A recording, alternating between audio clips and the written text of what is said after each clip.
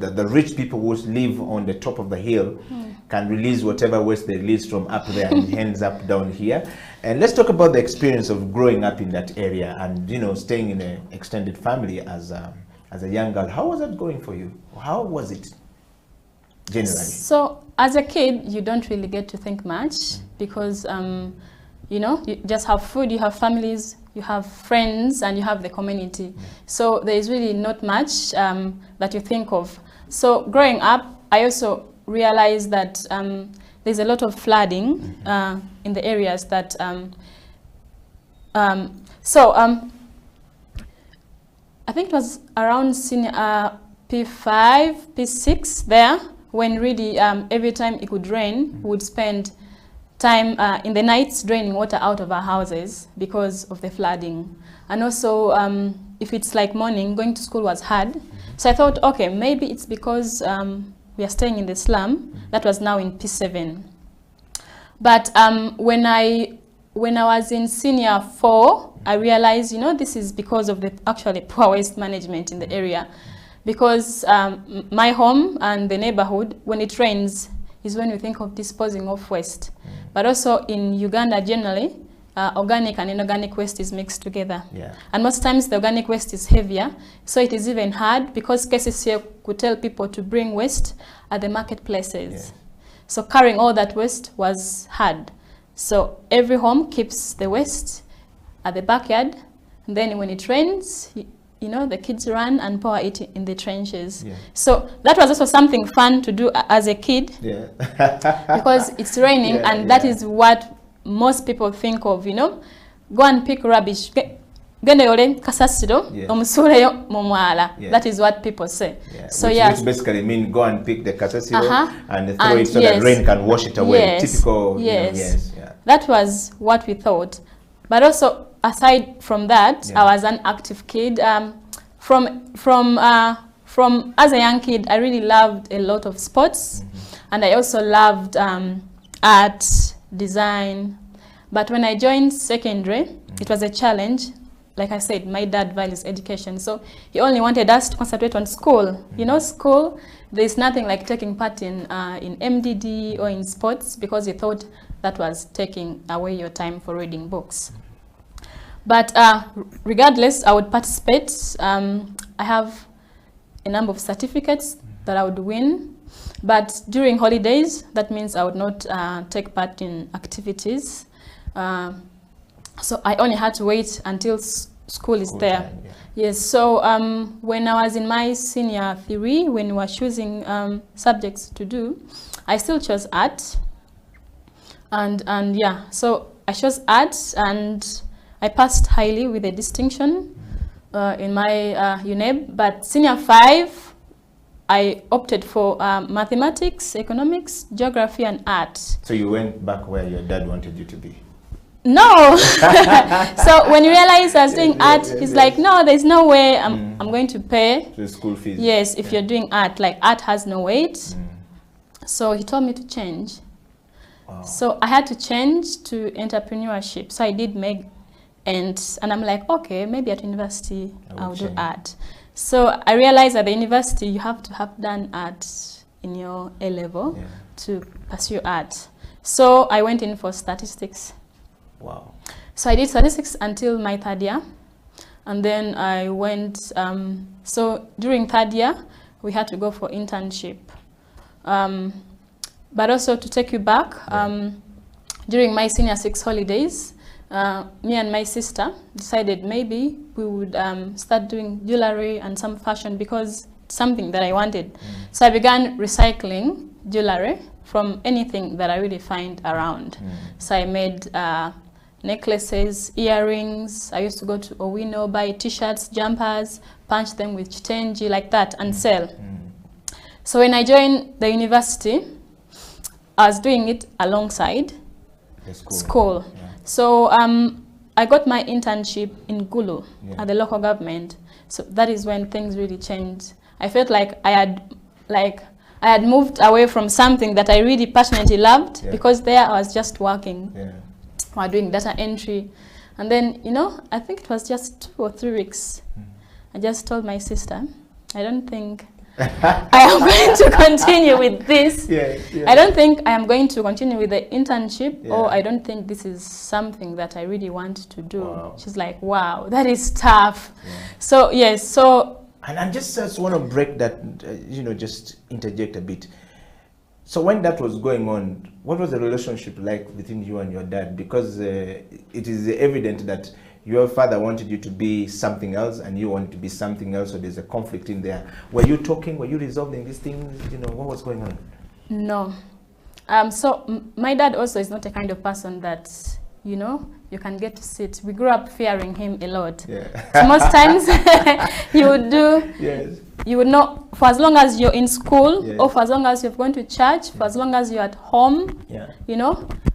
he's good. Yeah. He's also naturally a quiet person. You find him at home reading Yes. the Bible, he Yes. doesn't Yes. want noise. So Yes. if there's any slight noise, you're dead. So most times there was that distance. There was that distance. Yeah. So when I told my elder sister that I'm going to drop out, she's like, "You're dead." I told her yes. So I come back at home. Yeah. And I tell them I'm done with my internship. They're like, wow, that was quick. So my supervisor came and it's done. I didn't tell him that I dropped out and I'm also not going to continue with the remaining semester. Yeah. So, so after that, I continued doing my jewelry business, knowing that in my head, I'm not going to graduate anyways. Yeah. So towards, I think, 2 months to the graduation, I called my sister, I'm staying at home with my dad, but I called my sister who is in Gulu. You know what? You tell dad, Yes. I am not going to graduate. Yes. So he's aware. So she tells him, so ask her, did you tell him? Yeah. Then she says, yes. I told her, but he's not saying anything to me at all. Yeah. She's like, okay. He's quiet. And you're not yet dead, meanwhile, eh? No. You're not yet dead. Not yet. So every day I was anxious, Waiting. maybe it's going to slap him, maybe it's going to do anything. Yes. But I tried so much to avoid him. Yeah. If I'm like moving out, or if I hear he's moving out, I get back to the bedroom, wait for him to move out. Then I also do the same. But having dinner like together as a family, he didn't say anything. So one day he wakes up furious and he's like, I'm a disappointment. I dropped out of the university and look at what I'm doing and all those things. It's useless things. So so he told me I need to, Move out. No, I need to either go back to the university and finish school. But him telling me to go back to the university and finish school, he told my sister to tell me so, because also me at home, I'm also a quiet person. Yeah. So my sister told me, he said you should go back to school. So I told her, that is not possible. That is not something that I really want to do. Yes. So we kept on having that conversation. He calls my sister calls me, But like you're that. home and yes, with him. I'm home with him. Because I call her. Yes, yeah. Okay, that is still the same now. Sometimes I call my sister, it's like call Faith, and then I call him instead. So these days I don't call my sister, but I call him instead. And so after that, when it was a challenge, he said he didn't want to be with school dropouts. Yeah. So I should leave. So how old were you at that point? How old was I? Yeah. Do I remember the age? Yeah, must be about. But that was in 2016. Yeah. It was in 2016. I 1890. I think I was 21. Yeah, it must be about 21, 22 because you're about getting out of school, university. Yes. So I move out. I continue with what I'm doing with the jewelry and recycling, and it was working out well. And then a friend sent me a message and said maybe I should learn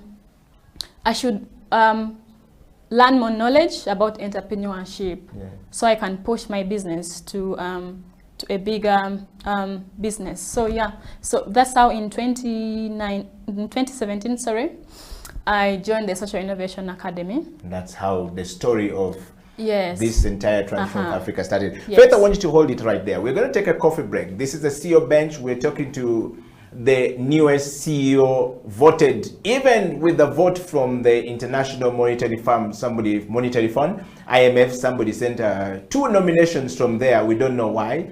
And many people on Facebook. So if you voted Faith Aweko, we want to hear from you. What are the comments, kisses and disses? Is she doing a good job? You wanted to know the story. The CEO bench exists to bring you this kind of stories so that you can learn a thing or two about the person and also how you can change your life going forward. We're going to go for a break, and when we come back, the interview with Faith Aweko will continue after this break.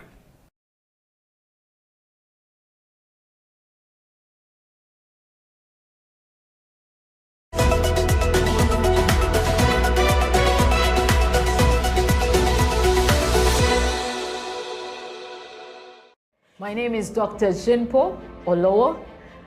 Thank you for watching House of Talent Television. I love to inspire people. I love to talk about my experiences and how God has been able to use me in the different exposures. And through the leadership, through change management and transformation, I've been able to do a couple of things in my life. Now, are you a kind of person who is tired of your status quo? Do you want your situation to change? Are you tired of what is going on in your life? You know, change is a fact of life. We've all been through experiences in the last couple of months that have taken us to a place where we need to do something about our lives. We need to change whatever is going on. So if you have not piled up investment for yourself, you need to do that. If you've not done businesses to hold your family in future, you need to do that. Are you thinking of full-time employment? You need to be thinking about your life after employment or your business in the next couple of years. So if you want us to chat, if you want us to talk about this, please get in touch with us at SIL Uganda on number 0772443085 or check our website www.siluganda.com, or on all the social media handles. You can hook me up or Facebook, that is Jinpo Olowo, on Instagram, Jinpo Olowo, and on Twitter and LinkedIn. Then we can chat a way forward with you. We can help you, we can coach you, we can walk with you this journey of financial freedom. Thank you.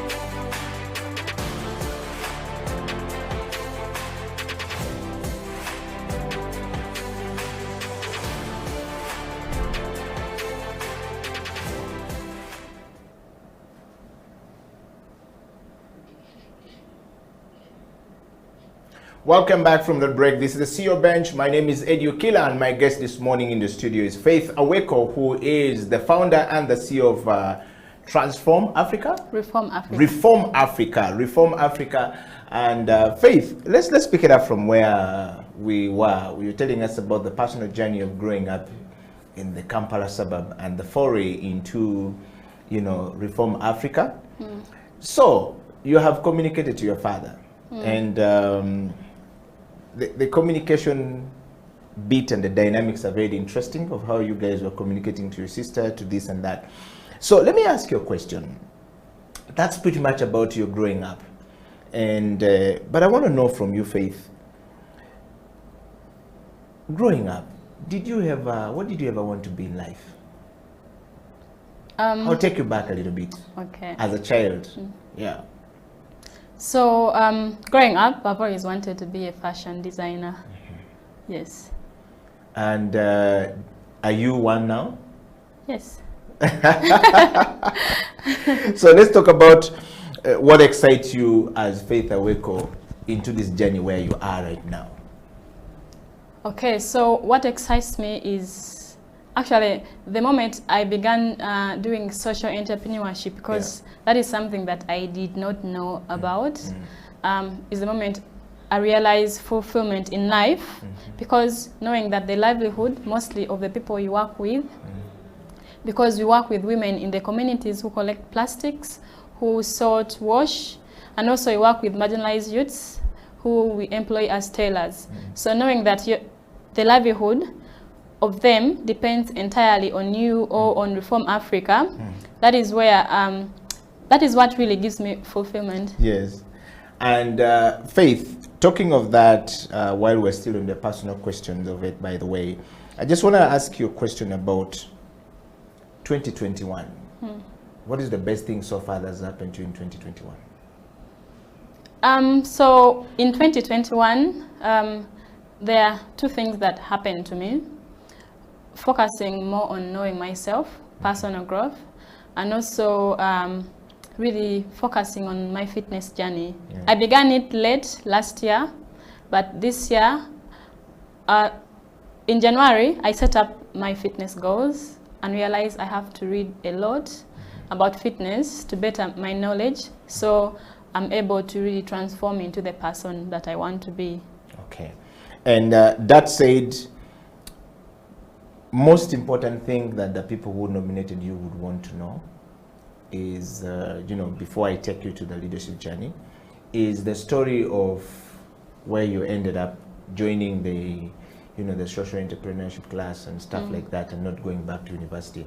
If you pick it up from there, what was the experience like when your father finally said, okay, I think I need to give up on this one, and then you ended up doing this other course where you went for? What was the experience like, and what did your father say to you?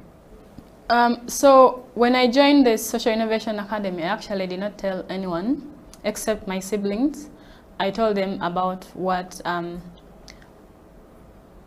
doing currently with recycling, and how I've moved away from just making jewelry to now recycling plastic polythene. So they did not understand until I sent them samples, and they were excited. So after a while, I thought probably I would go home and show my dad what I do. But it wasn't a positive experience from him, because he really still, you know, even after that, he told my sister, do you think she still has a chance to go back to school? Like, yes. So I thought maybe I disappointed him, but by then also I was still starting up the company. But I had hopes that it will be great. So I remember the first flight I took to represent from Africa.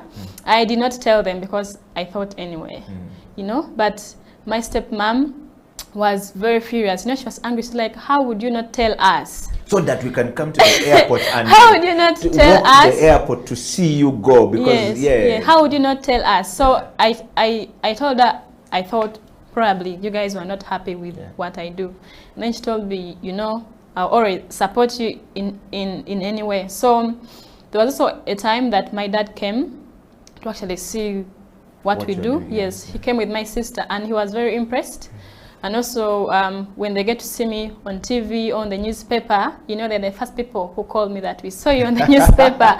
Or if I tell them the show is on TV, they keep calling me, what time is it again? We cannot see it, what time is it? So that really says that they are getting to understand what I do, but with also being able to help them financially, because at first my dad thought, you know, this is just a small business that you would not be able to earn enough income, a living. So being able to see that I am sustaining myself, and I'm also able to sustain them as a family. So yeah, but still in his head, he still wants me to have a formal kind of education. Yes. Wow. So let me just take you back, Faith. I think this is a very interesting, you know, moment we're having on the CEO Bench today. And of course, I want to talk to all of you guys who are watching the CEO Bench from all across the world. I think this is a very fascinating story, personal journey so far being told by the person walking the journey, Faith Aweko, who is the founder and the CEO of Reform Africa, recycling bags from the waste materials, things we throw away. And I think, let me tell you, Faith will be given an award for helping Kampala, because we really have quite a number of those in the city of Kampala. So we want to hear from you. If you have a comment, drop it up there, and we'll definitely be able to read it. And Faith, I'm very much interested in taking you back before we go into the leadership part of the show. Your dad told you to, get out of the home, and you go. So, I mean, how were you able to move out, and how long were you out of home without talking? We hear this story a lot from different people, and sometimes we don't understand how to go about it, and the reconciliation part of it, which we're definitely going to go into, the leadership, change management and transformation, and how you're able to lead yourself out of that, and the things that happen. But I want to know specifically, and of course to all our viewers all across the world, I mean, somebody could be going through the same thing and they don't know how to go about it. And perhaps their self-esteem is being put down very much because the world says you must have a formal education, you don't have a formal education, but formal education often tends to kill creativity. And when a creative person is boxed, like in your case, you are able to get out, but there are people who are not able to get out of that situation. So I want to know this experience, that